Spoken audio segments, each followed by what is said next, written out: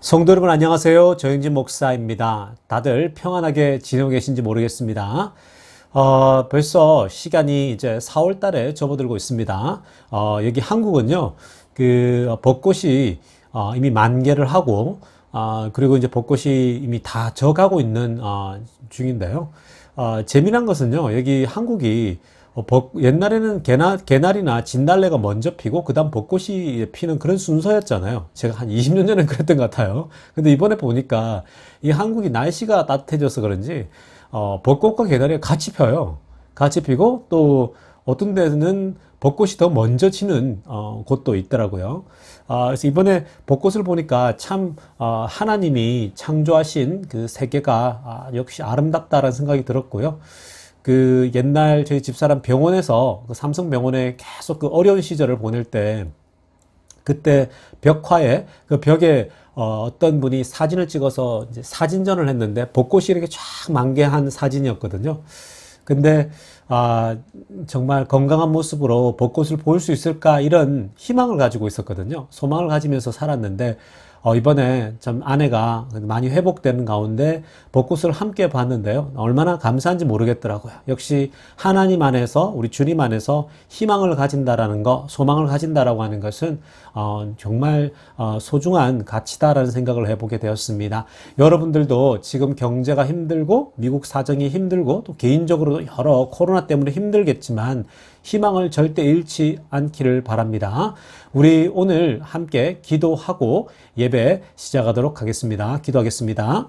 하나님 아버지 감사합니다. 하나님 오늘도 저희들에게 또 부활절 이후에 새로운 또 예배를 허락해 주셨는데 하나님 부활을 바라보면서 부활의 소망, 부활의 희망을 가지고 오늘 예배에 또 임합니다. 하나님 오늘 예배 가운데 은혜 허락해 주시고 말씀으로 위로해 주시고 꼭 붙잡고 갈 말씀을 우리 영혼들에게 내려 주시옵소서. 말씀을 붙잡는 삶, 희망을 가지고 사는 삶, 우리 모든 그런 인생 되게 하여 주시며 우리 주 예수님의 이름으로 기도드리옵나이다.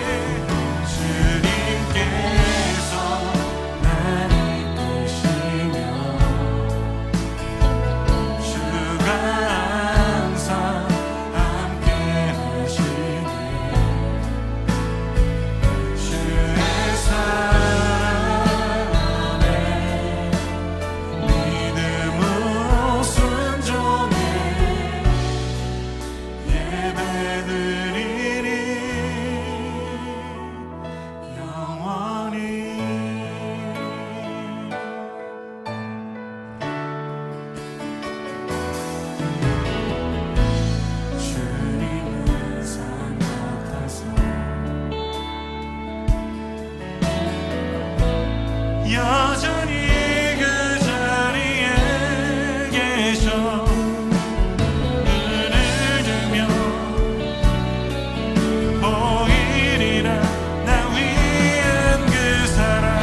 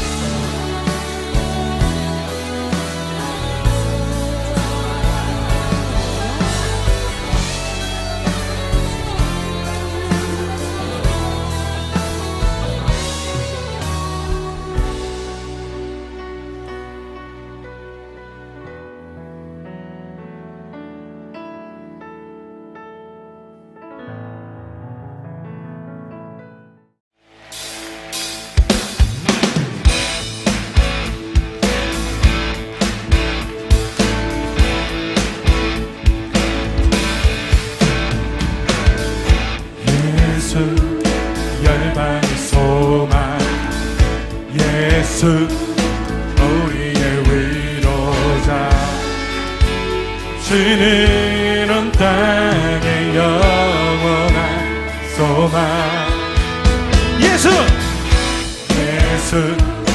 어둠 속에 예수 변함없는 진리 주는 온 땅의 빛이 되시네 우리 위해 죽으시고 다시 사신 생명의 주 주님만이 소망이요 변함없는 반석이라 주님만이 온 세상을 비추시네 거짓음에서 부활하신 우리 구주 평강의 왕 주를 믿는 모든 자의 소망 되신 주를 믿네 아멘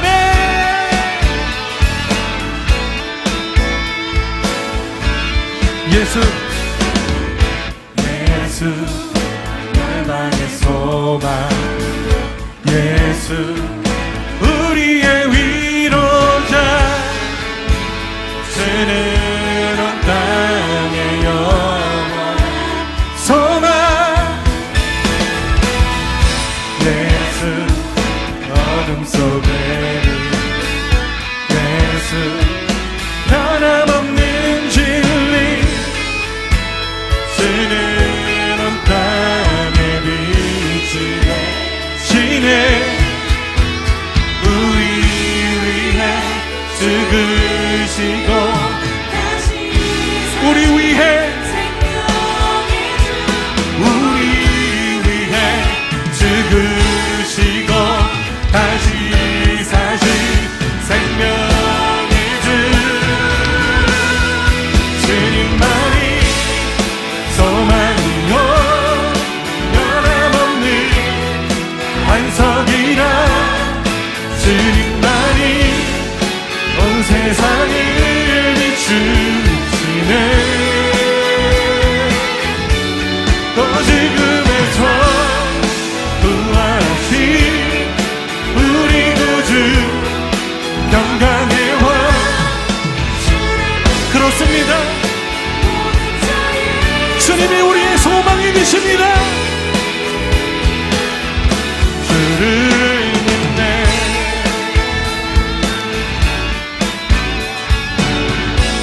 우리 믿음으로 고백하며 나갑시다 우리 위해 죽으시고 다시 사신 생명 우리 위해 죽으시고 다시 사신 생명의 주 주님만이 소망이요 변함없는 반석이라 주님만이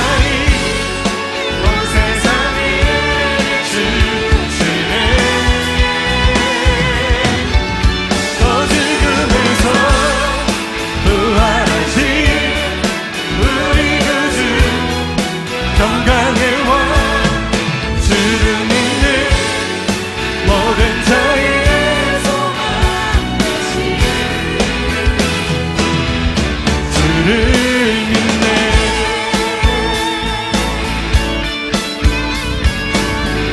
주를 믿네 주를 믿네 상상할 수 없던 내일로 우리를 인도해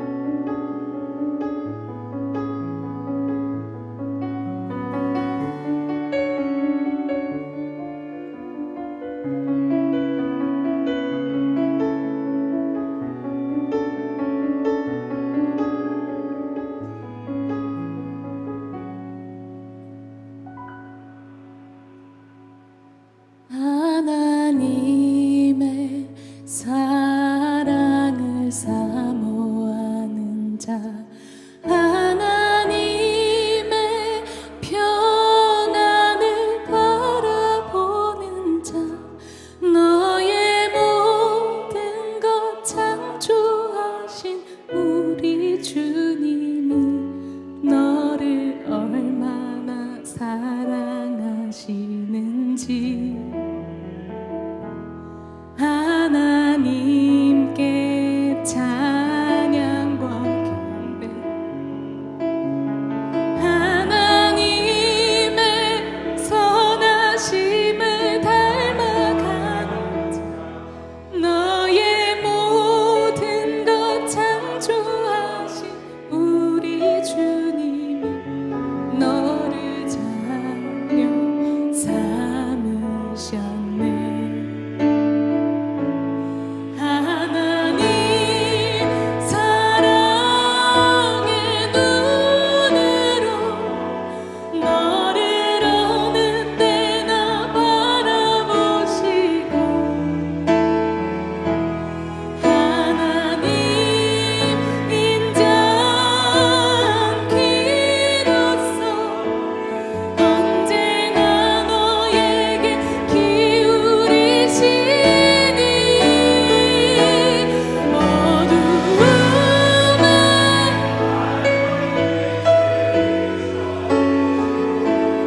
너의 작은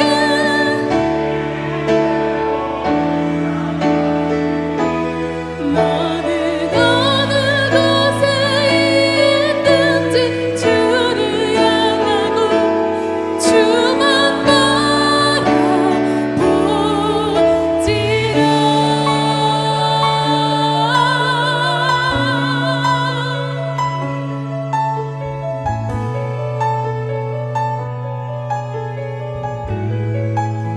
우리가 어디에 있던지 어떤 순간에 놓이던 간에 우리를 주목하시고 우리의 신음에도 응답하시는 주님을 바라보길 원합니다.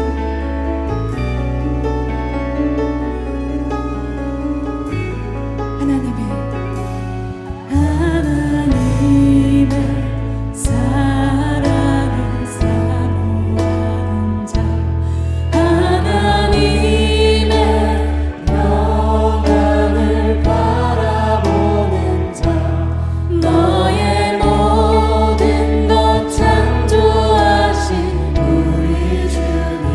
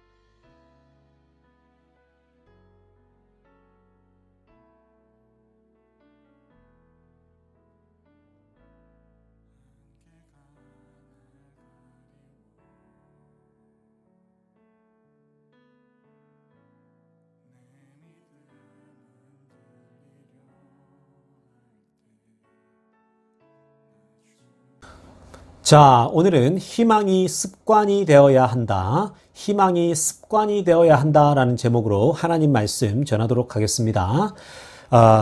여러분 그리스 신화 아시죠? 그리스 신화에 보면 그 판도라 상자 이야기가 나옵니다. 우리가 잘 알고 있지 않습니까? 뭐 드라마나 TV나 우리가 책을 읽다 보면 판도라 상자에 대한 얘기가 자주 나오죠. 판도라 상자가 열렸다. 드디어 판도라 상자가 열려버렸다. 라고 하면서 우리가 자주 사용하는데요. 이 판도라 상자 이야기는요, 서양 사람들이 희망에 관해 이야기를 할 때 자주 인용되곤 합니다. 과거에 서양 사람들은요, 희망을 노래할 때 희망을 그리워하고 소망을 가져야 될 것을 얘기할 때 판도라 상자 얘기를 했는데요. 그리스 신화의 내용을 좀 자세히 들여다보면요, 판도라라고 하는 사람이 있었는데 여자예요. 하늘에서 만들어진 최초의 여자입니다. 이건 신하고 이야기니까 그냥 재밌는 우화식으로 들어주면 되는 거예요. 자, 그리스 신화 이야기에 보면요, 이 판도라는 하늘에서 만들어진 최초의 여자인데요. 자, 그래서 이 판도라는 그 이름 그 자체로 모든 선물을 다 받아 가지고 있는 아름다움이 아주 극치에 이른 여자이기도 합니다. 그러니까 이 판도라는 여자는요, 정말 아름다움을, 최초의 여자니까 얼마나 아름답게 지어졌겠습니까? 그래서 굉장히 아름다움을 정말 최고로 가지고 있는 여자가 바로 판도라입니다. 이 여인이 지상으로 보내지게 됩니다. 하늘에서 만들어졌는데 지상으로 보내져서 에피메테우스라고 하는 사람의 아내가 됩니다. 남편 에피메테우스는 신들에게 여러 신들이 있지 않습니까? 그리스 신화에는 신들로부터 선물 상자 하나를 받게 됩니다. 신들은 뭐라고 했냐면요, 이 에피메테우스한테 절대로 그 상자를 오픈업 하지 마라 라고 얘기했어요. 절대로 오픈하면 안 된다라고 신들이 신신당부를 했습니다. 그런데 판도라, 이 에피메테우스의 아내 판도라 이 여성은 너무 호기심이 생겨서 왜 열지 말라 했을까? 뭐가 들어있길래 열지 말라고 했을까? 라고 하는 그런 호기심이 생겨서 남편이 없는 틈을 타서 상자를 열게 됩니다. 결국은 그 상자를 남편이 없는 동안 열어버리게 되는데요. 그때 상자 속으로, 이 상자 속에서 뭐가 나오게 되냐면요, 질병, 고통, 슬픔, 재난, 가난, 전쟁과 같은 이러한 것들이 상자로부터 막 쏟아져 나와요. 그래서 너무 놀라서 재빨리 상자를 닫게 됩니다. 그러나 이미 이러한 나쁜 것들, 질병, 고통, 슬픔, 재난, 가난, 전쟁 같은 정말 악한 요소들은 이미 상자로부터 다 나온 거예요. 그래서 우리가 그런 얘기 하지 않습니까? 이미 판도라의 상자가 열려버렸다. 우리가 어떤 사람이 비밀을 이해하고 있었는데, 감추고 있었는데 어떤 사건을 통해서 그 비밀이 이제 공개가 돼버리는 거예요. 그러면 우리가 언론이나 TV에서 우리가 뭐라고 합니까? 판도라 상자가 드디어 열리게 되었다. 이렇게 얘기를 하지 않습니까? 마찬가지입니다. 이러한 고통이나 질병이나 슬픔, 재난, 가난 이런 악한 것들이 그 박스로부터 다 나오게 된 거예요. 막 세상 곳곳으로 다 흩어져 버린 겁니다. 상자 속에는 남아있는 것이 딱 하나 있었는데 희망만이 그 상자 속에서 빠져나오지 못하고 갇히게 된 거예요. 그러니까 판도라가 막 질병, 전쟁, 가난, 고통, 슬픔이 막 빠져나오는데 무서워서 문을 닫았는데 마지막으로 희망만 빠져나오지 못하고 갇혀버린 거예요. 그 박스 안에 갇혀버려서 희망이 나오지 못했다라는 겁니다. 그래서 이 땅에는 질병, 고통, 슬픔, 전쟁 이런 것들로 넘쳐나게 되고 희망은 찾아볼래야 찾을 수 없는 그런 세상이 되었다라는 이야기가 그리스 신화에 나오는 그 판도라 상자와 관련된 이야기가 되는 거예요. 그런데 여러분, 여기서 우리가 한 가지 얻을 수 있는 교훈이 있습니다. 이러한 그리스 신화라고 하는 것은 사람들이 다 지어내고 만들어낸 이야기 아닙니까? 판도라 상자 이야기를 이렇게 만들어낸 이유는요, 그만큼 우리가 살아가는 인간 세상이, 우리가 살아가는 사람들의 이 세상이 희망을 찾아보기 힘들기 때문에 이런 이야기를 지어서 아주 오랫동안 전통적으로 흘러내려오고 있다라는 겁니다. 우리 인간사에서 희망을 찾아보기 힘들기에 지어낸 그 이야기라는 거죠. 사실 그렇습니다. 우리 인간의 삶을 바라보게 되면요. 정말 질병이 있죠. 이번에도 코로나 보십시오. 코로나가 덮치니까 이 세계 최강대국 미국마저도 속수무책으로 무너져 버리지 않습니까? 질병에 연약한 게 우리 인간이에요. 그래서 제가 질병 앞에서는 겸손하라 그러죠. 고통이 끊이지 않잖아요. 그리고 슬픔이 끊어집니까, 여러분? 전쟁, 곳곳에서 전쟁이 아직도 일어나고 있습니다. 여러분, 이런 것들로 넘쳐나는 세상이 우리가 살아가는 이 세상입니다. 여러분, 그렇기 때문에 언제나 이 세상에는 고통이 많죠. TV에 한국에 오니까 TV가 이렇게 항상 볼 수 있잖아요. 근데 광고에 보면요. 세상에 어려운 이웃들에 대한 얘기들이 얼마나 많이 나오는지 몰라요. 볼 때마다 참 가슴이 아프더라고요. 그래서 여러분, 이렇게 우리가 살아가는 세상이 정말 하나하나 견디기 힘든 그런 고통의 이 세상인 것이라는 거예요. 그러나 여러분, 이러한 고통들이 있죠. 질병이 있고 전쟁이 있고 가난이 있고 재난이 있는데 이런 것들도 다 힘든데요. 그러나 가장 견디기 힘든 것은 뭘까요? 제가 이전에도 한번 설교를 통해서 말씀드렸는데요. 이런 어려움들이 다 있지만 그럼에도 불구하고 가장 인간에게 힘든 것은요. 희망을 잃어버릴 때 가장 큰 고통이고 힘들어요. 더 살 수가 없어요. 여러분, 우리가 과거에 얼마나 힘들었습니까? 그죠? 제가 이번에 한국에 와보니까요. 정말 잘 살아요. 이 대한민국이요. 저는 정말 놀랐어요. 와, 이 정도로 잘 사나. 그리고 재밌고요. 근데, 정말 과거에는 정말 우리가 힘들었잖아요. 근데 과거에 우리들이, 그리고 우리 부모님들이, 어머님들이, 아버님들이, 또 6.25를 지나온 분들, 일제시대를 지나온 분들이 사실 그렇잖아요. 그분들이, 사실 그렇게 어려워도 전쟁이 있고 기근이 있고 가난하고 재난이 닥치지만 그럼에도 불구하고 그들이 버텨내고 살 수 있었던 건 뭐예요? 희망이 있었잖아요. 우리도 한번 잘 살아보겠다라고 하는 소망이 있었잖아요. 잘 살 수 있는 희망, 우리 한번 멋지게 한번 살아보자라고 희망이 있었기 때문에 버텨낼 수 있었다라는 거예요. 그렇기 때문에 여러분, 사실 고난이나 질병이나 이런 코로나도 우리를 다 무너뜨릴 수 없어요. 정말 더 중요한 것은요, 희망이 없는 인생이 정말 고통스러워요. 희망이 사라지면요, 소망이 사라지면 살아갈 이유가 없어지잖아요. 살아갈 이유가 없으면 자살하게 돼요. 죽게 돼요. 인생을 막 살게 된다고요, 여러분. 그렇기 때문에 우리가, 우리 안에 희망을 습관처럼 하고 살아가야 되는 거예요. 소망을 가지고 살아가야 돼요. 아무리 어려워도요, 소망을 붙잡고, 살아가야 된다는 겁니다. 그 희망이라는 것이 그리스도인들에게만큼은 습관이 돼야 돼요. 삶의 하나의 그냥 일부가 돼야 된다는 겁니다. 히스패닉들 있죠. 멕시코 사람들, 브라질 사람들, 남미 사람들은 축구를 좋아하잖아요. 그 사람들이 그러더라고요. 축구는 part of my life. Soccer is a part of my life래요. 축구는 삶의 일부라고 합니다. LA 다운타운에 나가면 그 파크 있잖아요. 그게 메가더 파크인가요? 그게 우리 그 알바라도에서 이제 우리 한인타운으로 꺾어 들어갈 때 보면 그게 그 파크가 하나 있잖아요. 분수도 있고.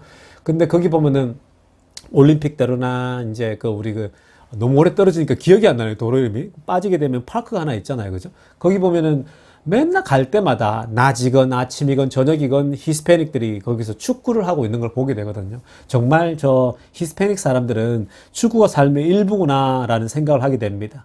그런데 여러분, 우리 그리스도인들에게는요, 뭐가 삶의 일부가 되야 되냐면 희망, 소망, 늘 희망을 얘기하는 사람들이 바로 그리스도인들이에요. 그래서 그리스도인들은 희망이 습관이 되고 삶의 일부가 되어야 된다는 겁니다. 여러분, 오늘 우리가 살아가는 이 현실은 어떻습니까? 우리가 살아가는 이 현실은요, 정말 암담합니다. 특히 경제적인 측면이 그렇죠.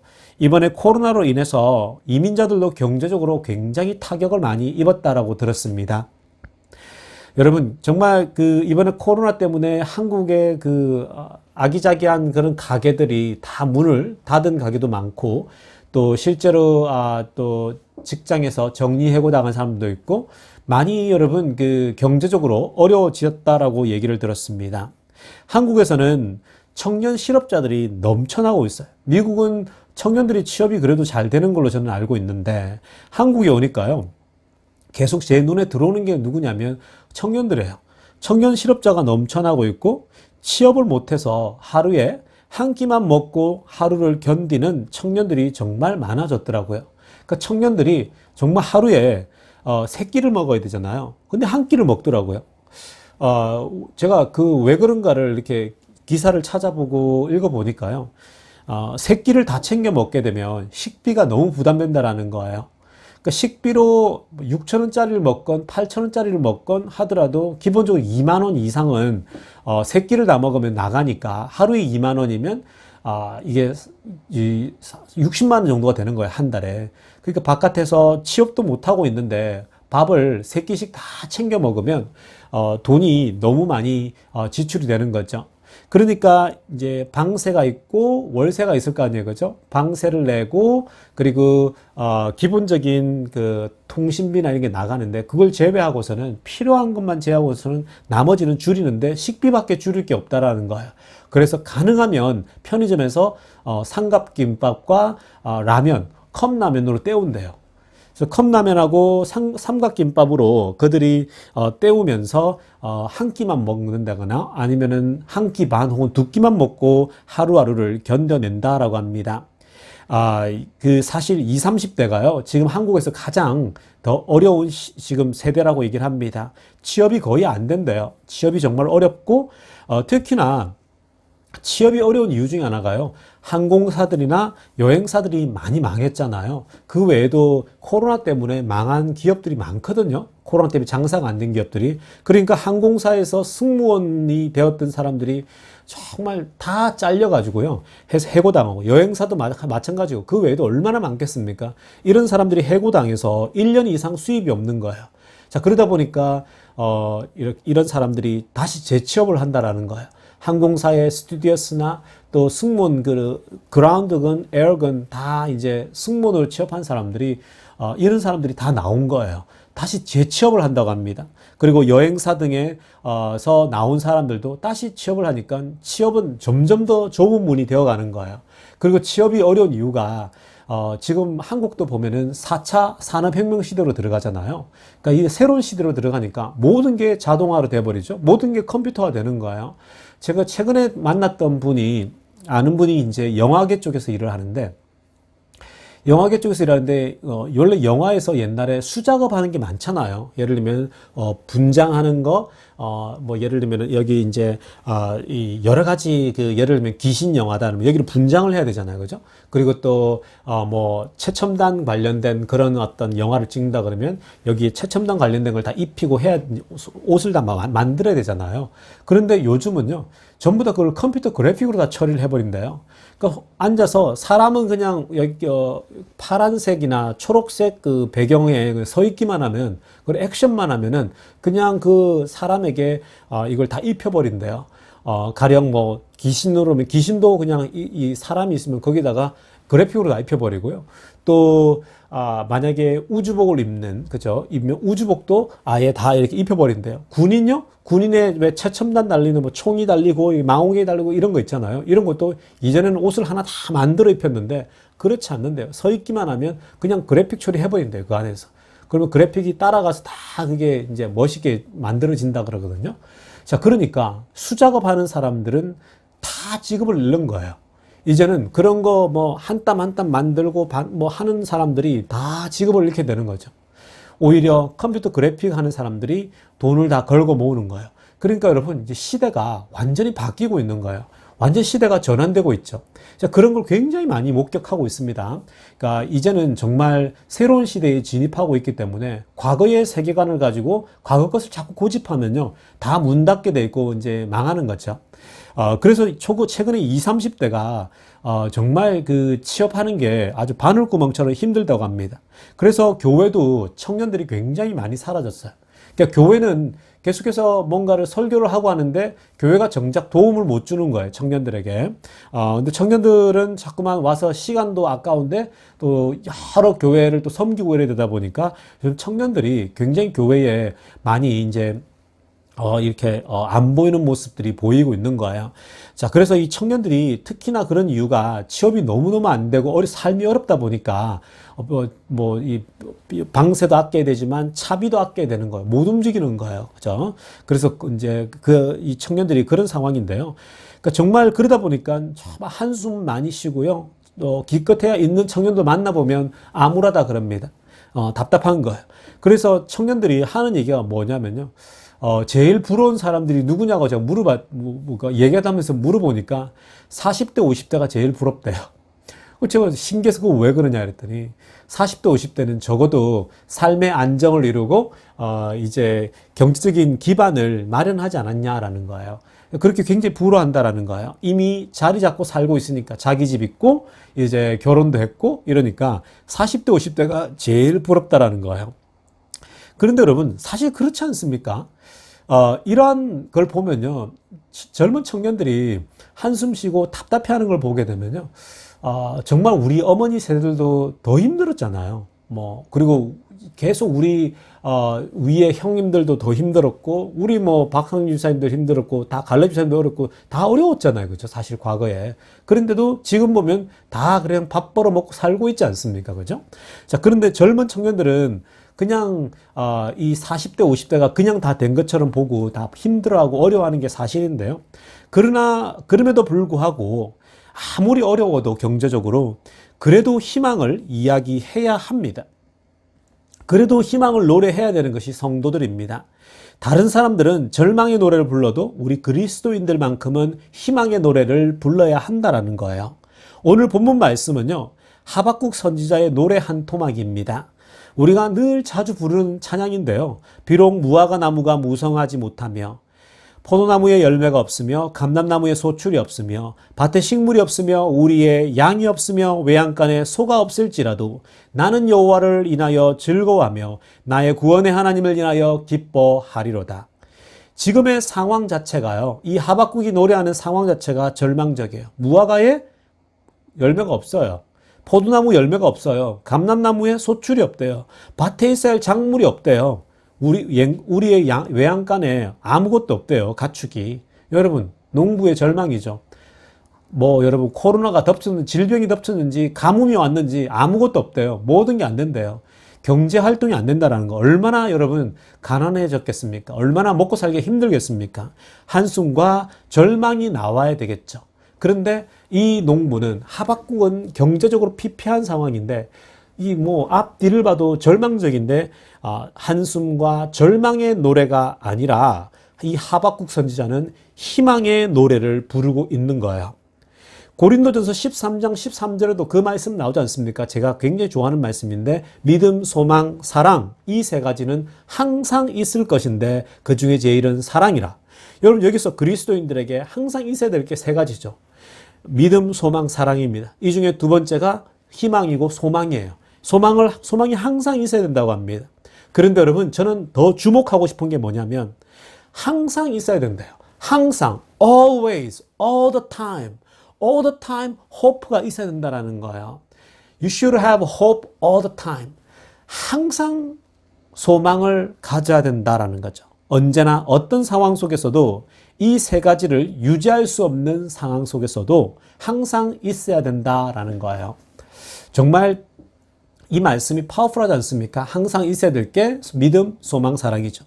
이 말은 무슨 말이냐면, 다르게 패러프레이즈 하게 되면요, 믿을 수 없는 상황 속에서도 믿음이 있어야 하고, 희망할 수 없는 상황 속에서도 희망이 있어야 하고, 사랑할 수 없는 상황 속에서도 사랑이 있어야 한다라는 것입니다. 그렇습니다, 성도 여러분. 우리 그리스도인들은 희망을 가질 수 없는 상황 속에서 희망을 가져야 합니다. 그게 하나님의 명령입니다. 희망을 말할 수 없는 그 상황 속에서도 희망을 말하는 사람들이 성도들이에요. 지금 오늘 말씀에서 하박국 선지자가 그렇지 않습니까? 여러분, 희망이 보이잖아요. 가수원에, 농장에 아무것도 없어요. 우리에도 양떼도 없어요. 그럼에도 불구하고 기쁨의 노래를 부릅니다. 이게 가능합니까? 왜 가능할까요? 희망 때문이죠.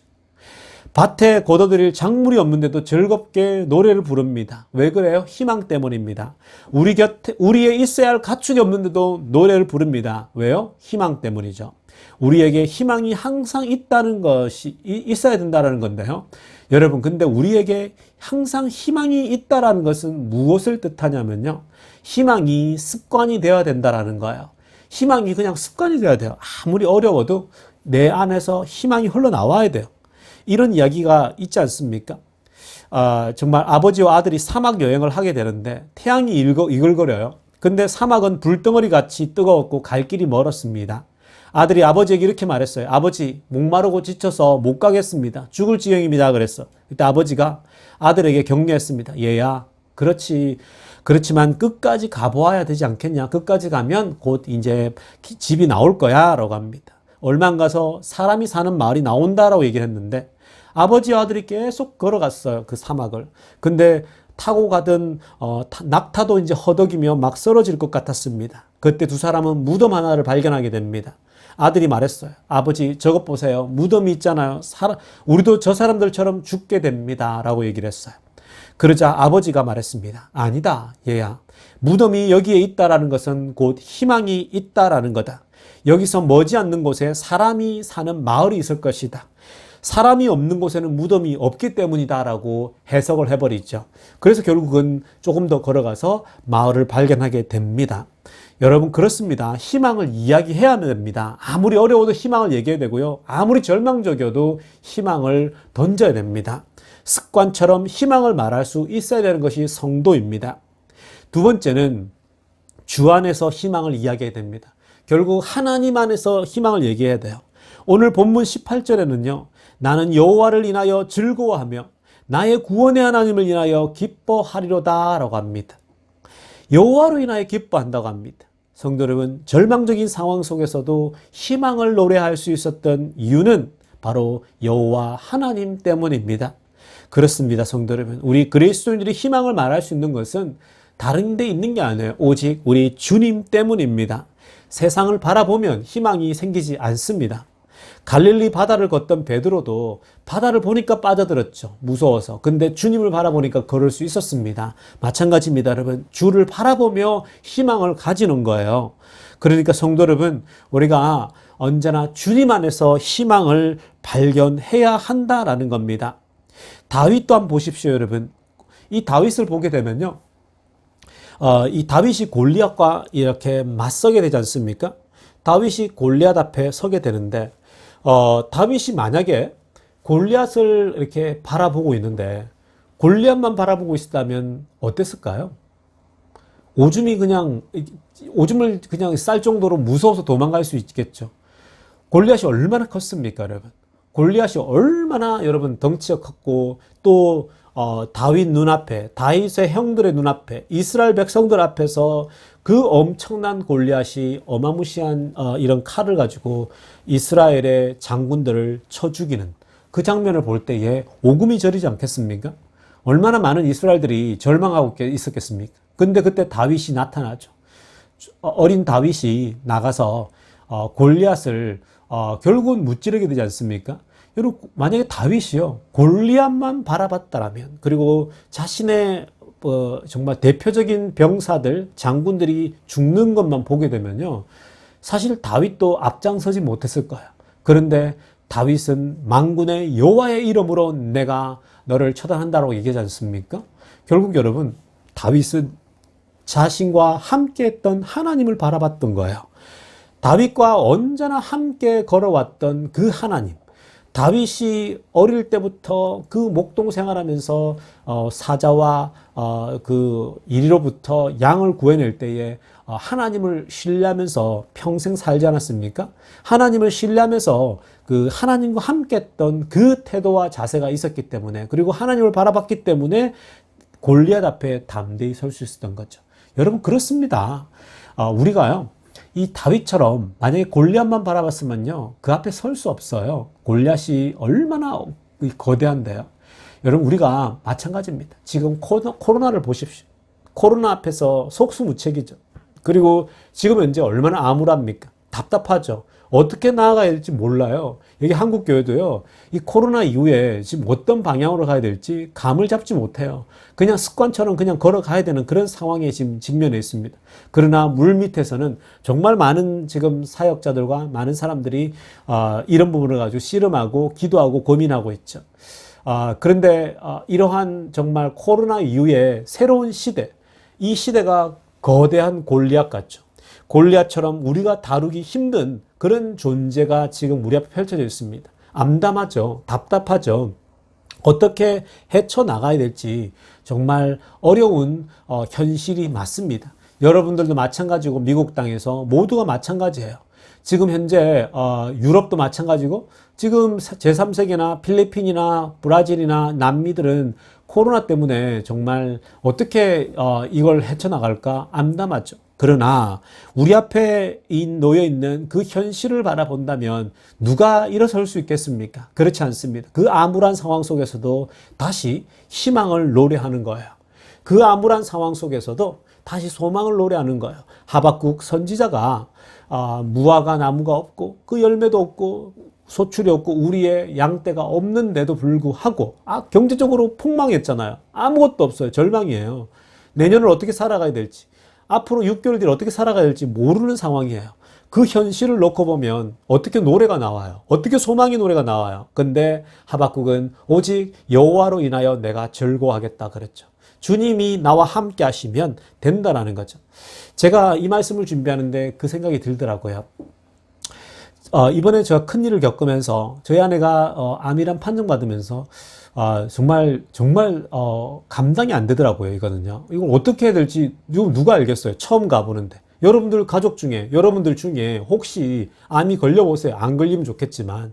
근데 그 암이 걸리면 여러분 정말 암이라고 하는 것은 병 환자 당사자에겐 그냥 사망 선고 받는 듯한 그런 절망이 오거든요. 그건 여러분 누구나 예외가 없어요. 그게 성도건 안 성도건 상관이 없어요. 그리고 함께 있는 가족은 어떻겠어요? 그거 정말 답답하거든요. 암울하거든요. 답답하죠.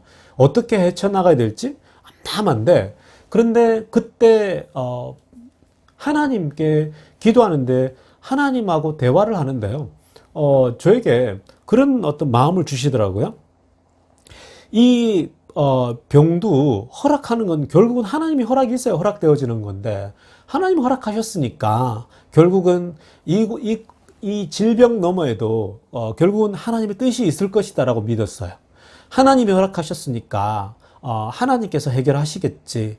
어떤 상황을 지나가고 어려움을 지나갈더라도 하나님의 계획이 있겠지라고 저는 믿었어요. 그리고 저희 아내도 그 개인적으로 가장 힘들었겠죠. 근데 붙잡고 갔어요. 큐티를 하루도 안 빠지고 그 말씀 붙잡고 갔고, 병원에 수술하기 전날까지 말씀 그 큐티 본문을 붙잡고 가더라고요. 그래서 저도 계속해서 말씀을 붙잡으면서 하나님 붙잡고 갔는데, 근데 정말 그 어려운 상황을 하나님 다 지나게 하고 새로운 것들을 보게 하더라고요. 새로운 사역을 보여주더라고요. 새로운 사역을 보여주고 저는 완전히 새롭게 태어나는 기분이었어요. 사실 여러분, 저는 그 8개월 전인가 7개월 전입니까? 미국에 있던 저가 아니라 요즘은 새롭게 거듭난다는 걸 참 많이 느껴요. 제가 부활절에도 그런 설교했지만 제가 마치 정말 이전의 정영진 목사가 아니라 새롭게 바뀐 걸 참 많이 겪어요. 제 안에도 많은 변화가 일어났고요. 제 생각과 제 마인드와 이 하나님 나라를 바라보는 눈도 굉장히 많이 변화가 일어났어요, 여러분. 그래서 이번에 이 절망적인 상황을 지나는데 결국은 하나님 안에서 희망을 붙잡지 않으면 어느 누구도 살아갈 수 없다는 걸 깨달았거든요. 그래서 결국은 성도에게 있어서는 희망은 습관이 돼야 된다는 거예요. 우리가 희망을 붙잡고 있으면 여러 옆에 안 믿는 사람이 살아나요. 제가 병원에서 암 환자들 가족들을 제가 많이 만났지 않습니까? 근데 사람들이 저를 보면서 희망을 막 얻어요. 또 제 손 붙잡고 제가 늘 즐겁게 해주고 하는데 정말 암울하거든요. 그 병원에서 보면. 근데 제가 여러분, 저도 암 환자의 남편이지만 저도 앞이 보이진 않지만 그냥 늘 그 사람들과 기쁘게 얘기하고 소망을 노래하고 때론 복음도 전하고 그랬거든요. 그래서 바깥에 나가니까 교회보다도 복음 전할 수 있는 기회가 너무너무 많은 거예요. 그래서 기독교인들이 너무 갇혀 있구나. 기독교인들이 자꾸 교회만 있구나라는 생각을 참 많이 해요. 그래서 오히려 바깥에서 그런 암 환자들을 만나고 암 환자 친척들을 만나면 가족들을 만나면서 훨씬 더 복음의 문들이 기회가 널려 있구나라는 생각을 참 많이 했거든요. 자, 여러분, 그래서 기독교인들이 하나님의 사람들이 절망 속에서도 희망을 습관화하게 되면요, 그게 그 자체가 복음의 능력이 돼요. 그 자체가 옆 사람들에게 전파가 돼요. 여러분들의 기쁨이, 여러분들의 즐거움이, 여러분들의 그 감사가, 그리고 희망이 증거가 되는 거예요. 복음도 전해지는 거예요. 그러므로 우리 모든 성도님들이 아무리 암울해도 답답해도 내 아이들이 취업이 안 되고 내 자식이 아프고 또 내가 질병에 걸렸어도 희망이 습관이 되는 모든 성도님 되시기를 간절히 축원합니다. 기도드리겠습니다. 하나님 아버지, 그렇습니다. 오늘 우리가 희망이 습관이 되어야 한다라는 주제로 말씀을 살펴보았습니다. 하나님, 절망 속에 우리의 양떼가 없고 무화과 나무에 소출이 없어도 희망이 습관이 되게 하여 주셔서 희망을 노래하여서 우리의 희망이 옆에 믿지 않는 사람들에게 증거되게 하여 주시고 옆 사람들을 다시 세우고 회복시킬 수 있는 우리 모두가 되게 하여 주시옵소서. 우리 주 예수님의 이름으로 기도드리옵나이다. 자, 오늘 이제 우리 중보기도 하는 시간 갖도록 하겠습니다. 먼저 우리 오늘 말씀에서 들었던 것처럼 희망을 습관이 되어야 된다. 희망이 습관이 되어야 된다라는 주제로 말씀을 우리가 들었는데요. 그렇습니다. 여러분, 절망 속에 살아도 늘 소망과 희망을 이 습관처럼 가질 필요가 있는 것이 그리스도인의 자세입니다. 코로나로 인해서 많은 사람들이 힘듭니다. 어렵습니다. 미래가 보이질 않지만 그럼에도 불구하고 어두운 시절을 살아갈수록 더욱더 희망을 가지는 것이 그리스도인들의 애티튜드입니다. 그러니 우리가 기도하실 때에 하나님, 지금 앞이 보이지 않고 캄캄하지만 하나님께서 희망을 늘 붙잡고 살아가는 주의 백성들 되게 해달라고 기도하십시다. 그리고 계속 기도할 것은 바이든 행정부를 위해서 계속 기도하십시다. 빨리 이 코로나 백신을 정말 잘 컨트롤해서 정말 이 미국 땅에 빨리 집단 면역이 올 수 있도록 빠른 속도로 또 안정적으로 철저하게 이 코로나를 준비하고 대비하고 또 잘 막아 나갈 수 있는 그런 정부 되게 해달라 기도하고요. 경제를 살리고 미국을 다시 정상적인 미국으로 되돌릴 수 있는 그런 행정부가 되게 해달라고 우리 함께 기도하고요. 또 기도해야 될 것은 우리가 지금 이제 이민교회도 그렇고 한국교회도 그렇고 이제 코로나가 조금씩 나아지면서 이제 다들 문을 열지 않습니까? 이런 오픈될 때 다시 과거의 생각이 아니라 과거의 마인드가 아니라 새로운 마음으로 정말 희망적인 마음으로 또 새 부대에 새 포도주를 담는 심정으로 새로운 교회를 세워 나갈 수 있게 해달라고 우리 이민교회와 우리 교회를 놓고 또 함께 기도하겠습니다. 그리고 또 기도할 것은 이 조국 땅을 위해서도 기도해 주십시오. 한국 땅에도 아직 이 백신이 아직 시작 단계입니다. 그래서 한국 사람들도 너무 오랫동안 이게 견디기가 힘들거든요, 사실은. 그래서 다들 답답한 가운데 있는데 환자 수도 조금씩 올라가는 것 같고 확진도 올라가는데, 자, 아무튼 이 모든 것이 이제 잘 잡히게 해달라고, 나라가 또 모든 사람들이 다시 재정상으로 돌아갈 수 있게 해달라고 좀 기도해 주시기 바랍니다. 또 우리가 또 돌아갈 날이 이제 얼마 남지 않았는데요, 여러분, 우리가 돌아갈 동안 무사히 잘 돌아갈 수 있도록 기도해 주시면 좋겠습니다. 우리 함께 통성으로 기도하겠습니다. 하나님 아버지, 그렇습니다. 하나님, 오늘 우리가 말씀에 들었던 것처럼 희망이 습관이 되어야 한다라는 주제로 말씀을 들었듯이, 하나님, 우리 성도들은 언제나 희망이 우리들의 습관이 되어야 되고 언제나 희망적인 말과 희망적인 삶의 태도를 가지고 살아가야 된다고 우리가 들었습니다. 하나님, 그렇게 살게 하여 주시옵소서. 인생이 언제나 절망이 있고 인생이 질병이 있고 인생이 언제나 어두움이 닥쳐옵니다. 그 어두우면 어두울수록 우리가 희망을 가지며 특별히 하나님을 바라보며 소망의 꽃을 피우는 우리 모든 성도들 다 되게 하여 주시옵소서. 절대로 절망하기보단, 절대로 포기하기보다는 언제나 하나님 바라보며 소망을 붙잡고 걸어가는 믿음의 종들 다 되게 하여 주시옵소서. 아버지 하나님, 미국 땅을 놓고 기도합니다. 코로나가 이제 많이 사라졌습니다. 아버지, 정말 과거보다 정말 많이 좋아졌습니다. 하나님, 이러한 위기를 아버지 하나님 정말 잘 컨트롤하여서 이 바이든 행정부가 한치의 실수 없이 오차 없이 잘 잡아갈 수 있도록 붙잡아 주시옵소서. 백신도 잘 정말 적절한 타이밍에 공급되게 하여 주시고, 그래서 미국이 집단 면역에 속히 이르게 하여 주시옵소서. 미국뿐만 아닙니다. 전 세계가 지금 현재 어려워하고 있습니다. 유럽은 지금 3차, 4차 다시 지금 확산이 되고 있고, 브라질은 손 쓸 수가 없고, 필리핀도 손 쓸 수가 없고, 아프리카도 정말 제3세계로 정말 준비가 되지 않는 나라들이 속수무책으로 당하고 있습니다. 하나님 아버지께서 은혜 내려 주셔서 그 모든 아버지 하나님 전 세계의 코로나들을 붙잡게 해주시고, 이제는 새 시대에 새롭게 일어설 수 있도록 은혜를 베풀어 주시옵소서. 하나님 아버지, 우리 교인들과 미국의 교회들이 이제는 새로운 생각과 새로운 정신으로 새롭게 교회를 일으켜가게 하여 주시옵소서. 그래서 하나님 아버지, 정말 하나님께서 복을 베푸시사 은혜를 베푸시사 아버지 하나님 정말 새롭게 정말 하나님을 바라보며 이제는 다시 복음을 전하고 또 말씀을 전하며 정말 교회가 교회다워지는 그런 아버지 시대를 허락하여 주시옵소서. 그리고 아버지 하나님, 우리 교우들 중에 어려운 사람들이 있습니까? 물질적으로 경제적으로 코로나 때문에 어려운 사람들이 있습니까? 절대로 희망을 잃지 않는 우리 교인들 되게 해주시고 소망을 바라보며 걸어가게 하여 주시옵소서. 조국 땅을 위해서도 기도합니다. 하나님이 한국 땅도 아직 바이러스를 다 잡지 못하고 백신이 아직 제대로 공급되지 못하고 있는 상황입니다. 하나님 아버지께서 은혜를 내려주시사 우리 대한민국에게도 아버지 하나님 정말 백신을 빠른 시일 내에 공급되어서 속히 집단 면역에 이를 수 있도록 긍휼을 베풀어 주시옵소서. 하나님, 한국에도 많은 사람들이 어려워합니다. 절망하고 있습니다. 특별히 청년들이 좌절하고 절망하여서 하나님 살 소망이 없다고 부르짖고 있습니다. 그들에게 하나님 정말 소망을 허락하여 주시고 희망을 허락하여 주시옵소서. 무엇보다도 주님 안에서 하나님 안에서 소망을 발견하는 사람들이 다 되게 하여 주시옵소서. 아버지, 우리가 돌아가는 날까지 주님 도와주셔서 지금까지 도와주셨는데 무사히 잘 돌아갈 수 있도록 안전하게 주님 붙잡아 주시옵소서. 우리 주 예수님의 이름으로 기도드리옵나이다.